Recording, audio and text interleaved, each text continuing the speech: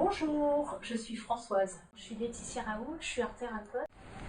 J'interviens dans différentes structures. Je vais faire du théâtre SMHU, je vais faire des arts plastiques, le pôle santé République, et puis j'interviens aussi dans un IME. J'ai à la fois un cabinet au Salin où je reçois des gens en individuel et j'interviens au pôle santé République auprès de gens en oncologie quelques heures par semaine. Donc là, vraiment dans leur chambre, dans leur lit d'hospitalisation. Je suis art thérapeute depuis 8 ans. Ça fait 4 ans que je fais ce métier. Moi, j'interviens uniquement pendant la chimio.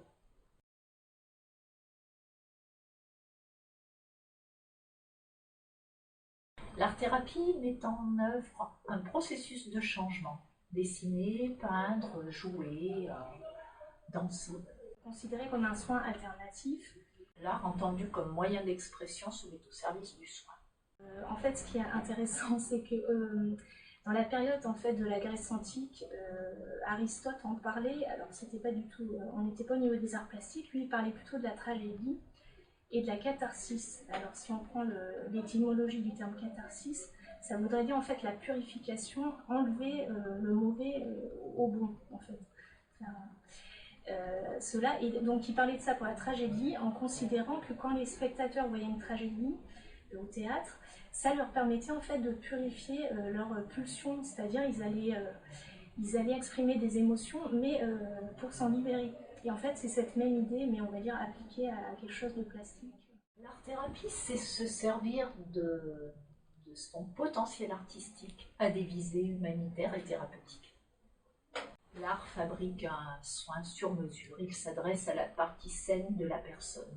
C'est important que les gens comprennent que c'est pas miraculeux, qu'il y a eu vraiment une histoire d'être en confiance avec le thérapeute ou l'accompagnant entre guillemets du voyage. Mais en même temps, ça leur permet de retrouver leurs propres ressources intérieures. En fait, c'est surtout ça, c'est se reconnecter à sa force de vie et à ses ressources intérieures pour qu'elles nous aident en fait. C'est un peu ça le processus. L'art-thérapie va permettre de se voir comme une personne et non pas comme une maladie, et de mettre du beau et du bien là où ça fait mal.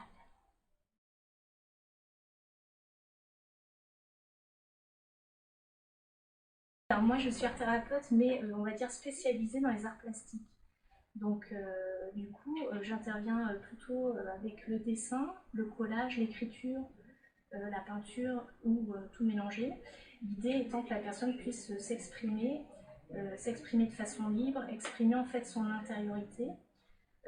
Et après, on peut aussi faire évoluer sa production vers quelque chose de plus dynamique ou de plus positif pour lui renvoyer un message en fait, qui est régénérant, j'ai envie de dire, et dynamisant pour la psyché, si on peut dire. Concrètement, je fais faire du théâtre, je fais peindre, dessiner, modeler des personnes. Du coup, on lâche le mental, on laisse place à son monde intérieur et à son potentiel artistique. Une séance, elle peut durer 1 heure ou 1 heure et demie. Le matériel, bien sûr, c'est moi qui le fournis.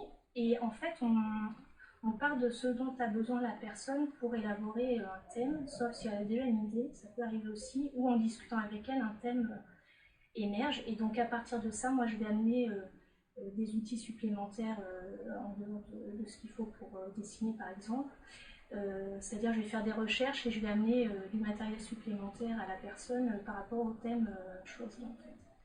Ça peut être un modèle, un tableau, un dessin, ce qu'ont pu faire d'autres des artistes par ailleurs. Bon, sachant que ce qui est important de dire, c'est que les gens ne sont pas du tout obligés d'être déjà artistes dans l'âme. Hein. Tout le monde peut pratiquer. En fait, comme c'est l'idée de s'exprimer, on n'a pas besoin d'avoir de techniques particulières, de connaître des techniques particulières. C'est plutôt l'idée de ne pas se juger, de ne pas se sentir jugé. Donc moi j'apporte ça dans un cadre en fait sécurisé, bienveillant, où on peut s'exprimer librement. Donc sur plusieurs séances en général, la personne élabore une production artistique avec mon aide et mon accompagnement qui lui envoie quelque chose de positif, de régénérant et qu'après elle aura peut-être envie d'avoir dans sa chambre si elle est hospitalisée ou chez elle dans son bureau par exemple. et en fait qui va la nourrir à la suite des séances. C'est un peu l'idée.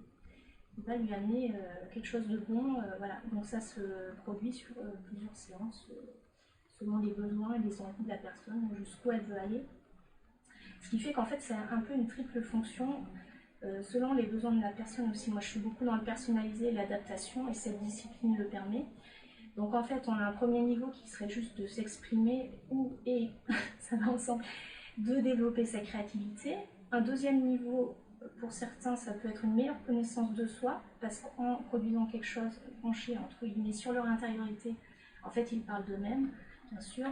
Et un troisième niveau, arriver avec une problématique très précise, et là les thèmes vont être élaborés en fonction, et on va en fait arriver à dénouer ou à débloquer des choses qui seront en fait ressorties dans les productions artistiques.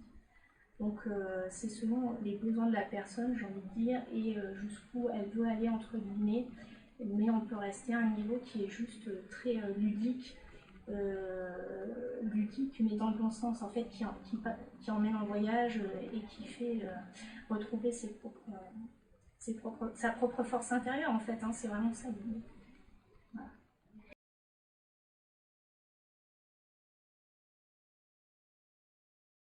Ça peut être des gens qui n'ont jamais pratiqué aucune activité artistique et qui découvrent, parce qu'on a tous un potentiel artistique qu'on ne connaît pas. J'ai de belles expériences avec des gens qui n'ont jamais dessiné, qui disent je ne sais pas dessiner, j'ai jamais dessiné, à qui je propose de dessiner, et avec quelques petits trucs qui permettent de faire tout de suite rapidement du beau, qui découvrent qu'ils sont capables. J'ai une patiente qui n'avait jamais peint et qui s'est découvert un talent de peintre, et qui fait de l'aquarelle, qui fait des aquarelles chez elle, qui continue à m'envoyer régulièrement des petits MMS avec ses aquarelles, et elle n'en revient pas d'elle-même. Alors, les enfants que j'ai eu en séance, ils n'avaient pas de maladie, en fait, c'était plus par rapport à l'école, aux petits camarades, ou à une reconstruction. La maman s'était remariée, avait un nouveau compagnon, donc voilà, on a intégré le nouveau compagnon. C'était plus des problématiques familiales ou scolaires. Voilà, ce jour, j'ai pas eu d'enfants malades, seulement les adultes. Mais par contre, bon, l'enfant, comme il est désinhibé, c'est différent. Voilà, la pratique du coup est adaptée spécifiquement aux enfants. C'est-à-dire que je le prends seul, le parent n'est pas dans la salle, sauf si c'est un tout petit enfant, mais on va dire à partir de 8 ans, il est juste en séance avec moi. Par contre, je fais un compte rendu détaillé aux parents, pas devant l'enfant, pour expliquer ce qui s'est passé dans la séance, comment l'enfant a progressé, et voilà. Après, ça pourrait, mais voilà, j'ai pas eu l'opportunité là de faire des séances à des enfants malades. Un monsieur, la dernière fois, ça fait 1 an qu'il est là, donc je lui dis bonjour, on discute. Bon, je lui avais demandé une fois, puis après, bon, j'ai pas insisté. Puis là, il me dit ah ben j'essaierai bien finalement. Et il a fait du modelage, déjà au niveau du toucher, de la sensation, on touche, on ressent, c'est doux, c'est agréable pour les doigts. Et puis, bah, il a fait un cadran solaire, il n'en revient pas, il a mis des perles, il a mis plein de choses, et puis il était super content. Voilà, on retrouve aussi un peu l'enfant qui est en soi. Souvent, ils ont l'impression que ça va les infantiliser. Oh, les petits dessins, les petits photomontages, et puis pas du tout. Et, au contraire, sur les photomontages, on va faire une expo cette année et un vernissage le 3 novembre. Et quand on voit ce que les gens font, on se dit, ah ben non, c'est vraiment des choses vraiment très très belles. Donc ça restaure leur confiance en eux, et puis on est capable de faire du beau. C'est important de faire du beau, ça fait du bien.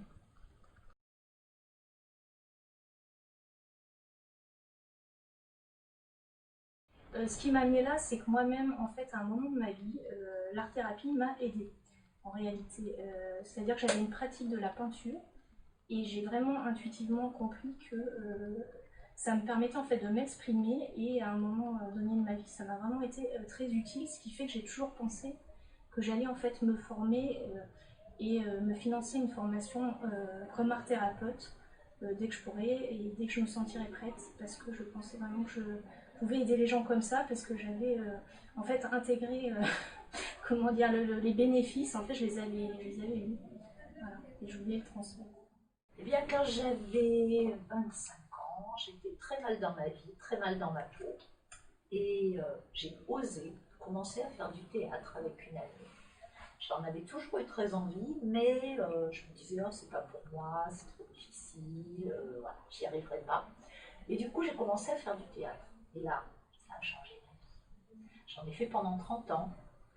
Après, j'ai accompagné des jeunes en difficulté avec une pédopsychiatre bénévolement. Je faisais ça dans une association. Ça leur apportait aussi énormément. Et les parents me disaient, ah mais vous ne faites pas que du théâtre. Ben, je leur disais, si, je fais que du théâtre. Et c'est ça qui m'a amené à l'art-thérapie. Donc, je voulais savoir comment l'art pouvait devenir thérapeutique.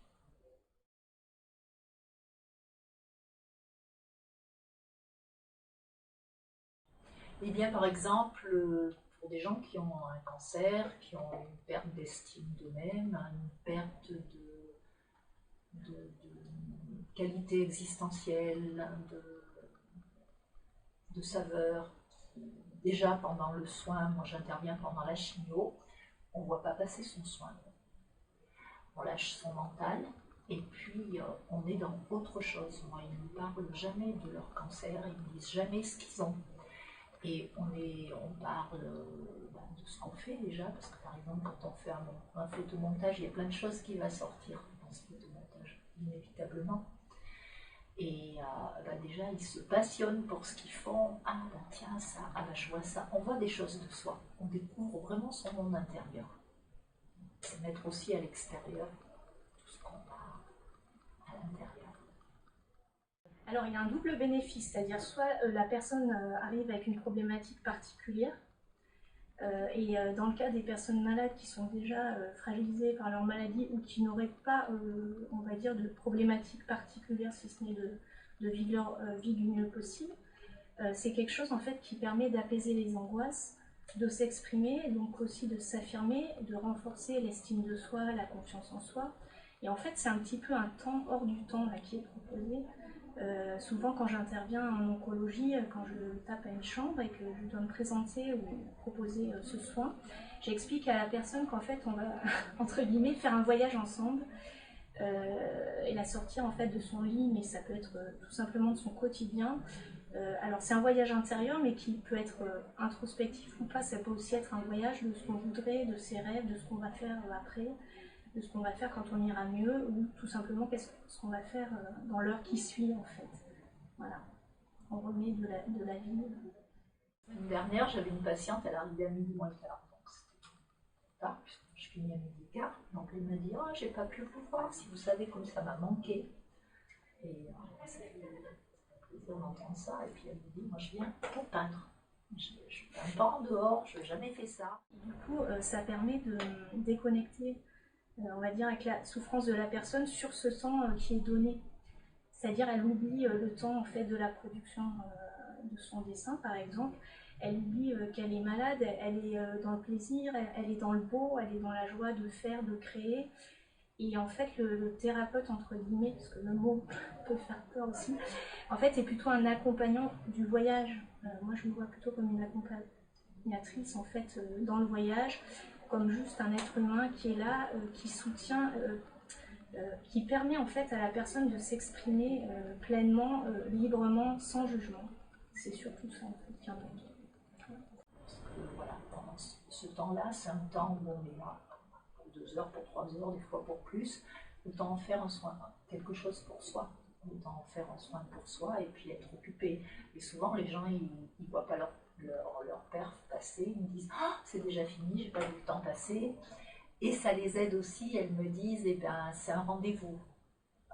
On vient en chimio, mais non, on vient finir notre peinture, on vient reprendre notre dessin, on vient modeler.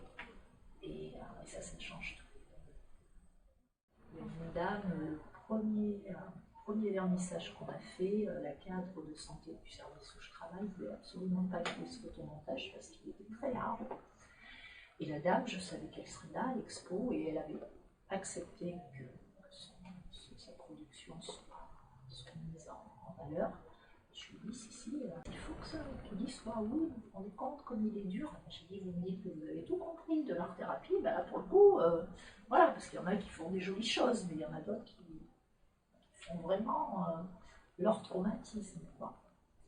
Et donc, il était à l'expo et les gens, ils se disent, ah oui, là, on peut comprendre ce que ça peut être l'art-thérapie. Et quand elle est partie, cette dame, elle m'a dit, je vous remercie parce que vous m'avez aidé à réconcilier la femme et l'enfant qui étaient en moi.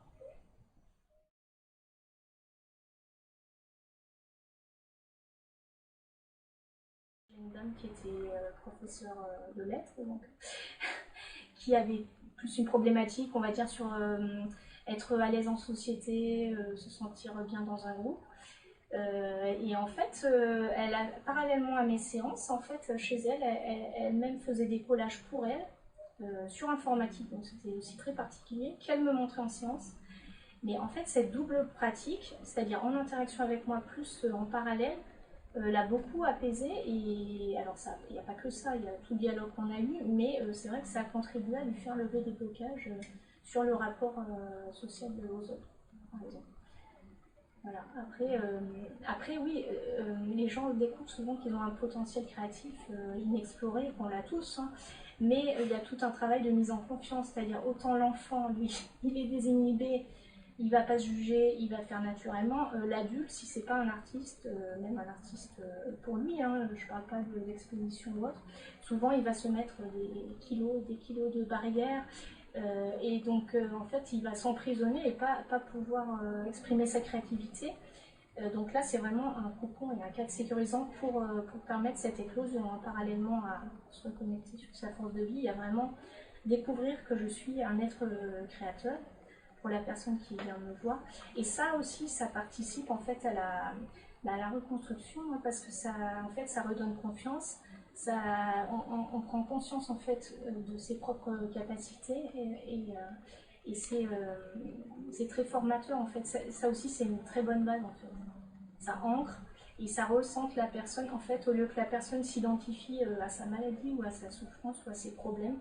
En fait, elle découvre que en fait, elle est créatrice de sa vie, mais au sens large, hein, c'est-à-dire que en sortant de la séance, en fait, elle va pouvoir voir peut-être les choses différemment ou être créatrice dans sa propre vie, hein, sous une autre forme, hein, mais et ça, oui, ça donne confiance, hein, c'est évident.